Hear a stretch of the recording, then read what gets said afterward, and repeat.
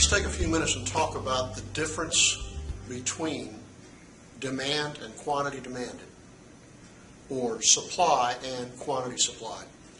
That often causes some confusion early on in the study of supply and demand and shifting the demand curve and the supply curve. Okay?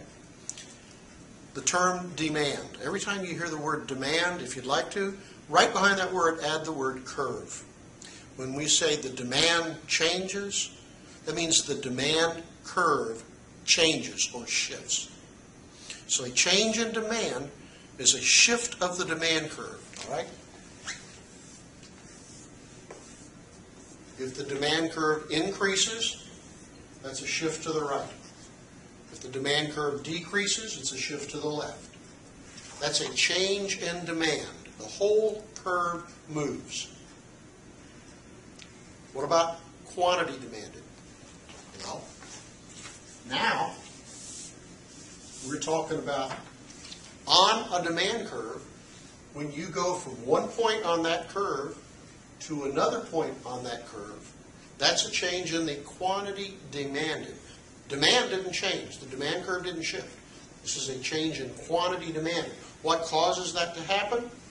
The supply curve shifts from S1 to S2. That's a change in supply, an increase in supply, which leads to an increase in the quantity demanded. Basically, the increase in supply forces the price down, and at a greater price, people buy more. The quantity demanded increases as the price falls.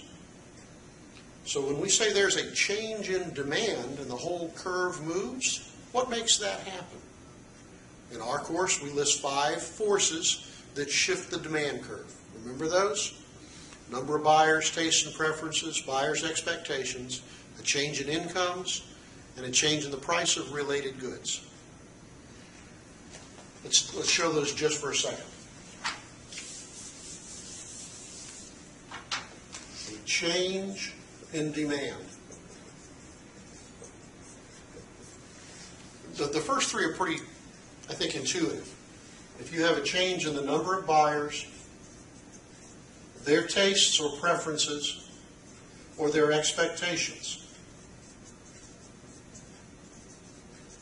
a change in any one of those, or some of them together, will shift the demand curve. More buyers, increase demand. Fewer buyers, decrease demand. More popular good, more preference for the good, increase demand. Expectations may shift the demand to increase or decrease. It depends on the particular expectations at work. But those are pretty straightforward. The other 2 are here. So when you have a change in incomes, okay, when incomes rise, then we have to ask, is this a normal good or is this an inferior good? We've got to know that information. If it's a normal good, most goods are normal goods. As people's incomes increase, their demand for most products increases. And so the arrows move together. Decrease in incomes, decrease in demand.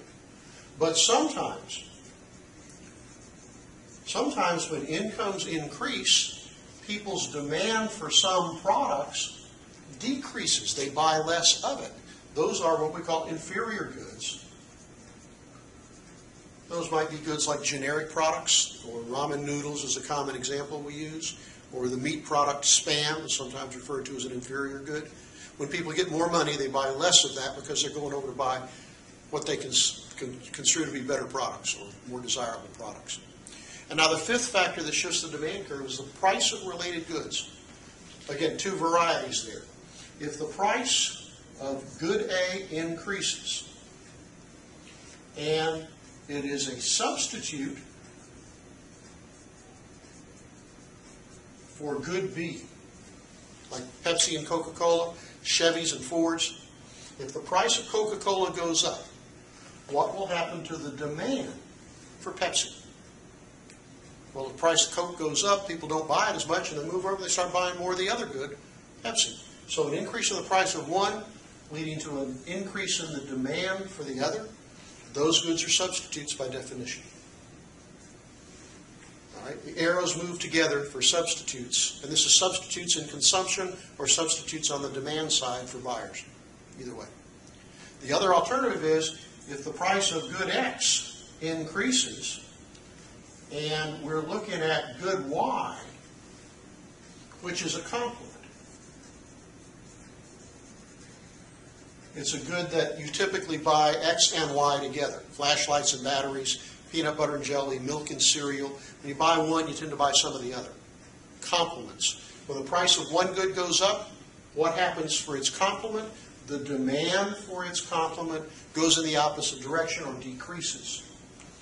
If peanut butter prices went up to $25 a jar for peanut butter, we sure wouldn't need as much jelly, would we? Because we can't afford the peanut butter to go with it. So for complements, the arrows move in opposite directions. Those are the changes in demand. And remember now, a change in demand moves you along the supply curve. Let's take a look at that.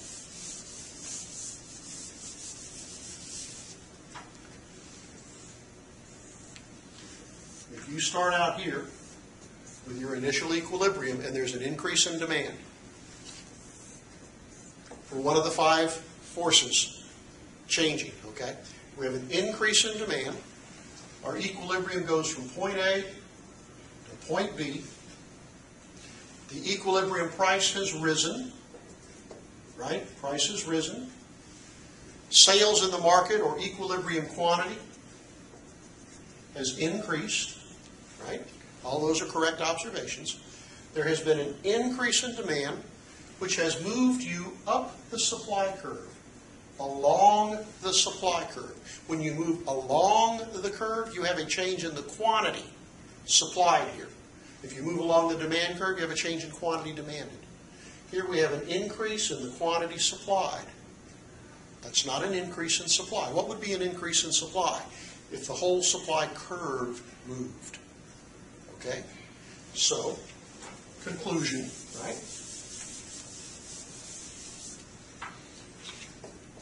When you have a change in demand, that will lead to a change in the price, which will then move you along the supply curve, so you'll have a change in the quantity supplied. A change in demand leads to a change in the quantity supplied. You move up or down the supply curve. And so we use the phrase, a change in price does not shift the curve. The price didn't shift the curve, it moved you along the curve. What changed the price was a shift in the curve. The curve shifts, there's a change in the price which moves you along the other curve. Okay?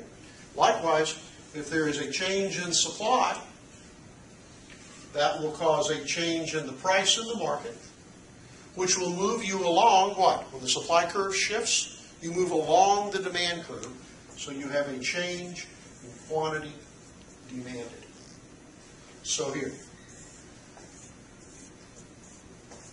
a shift in supply gives you a change in quantity demanded, movement along the demand curve.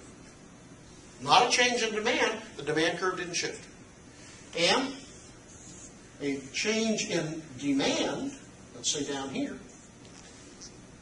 moves you along the supply curve, which is a change in quantity supplied. So a decrease in demand caused the price to fall, and a decrease in the quantity supplied. So try to keep those straight. Change in demand, change in quantity demanded. Two different things. Change in supply, change in quantity supplied. Don't get them confused. They're very different. All right? Good.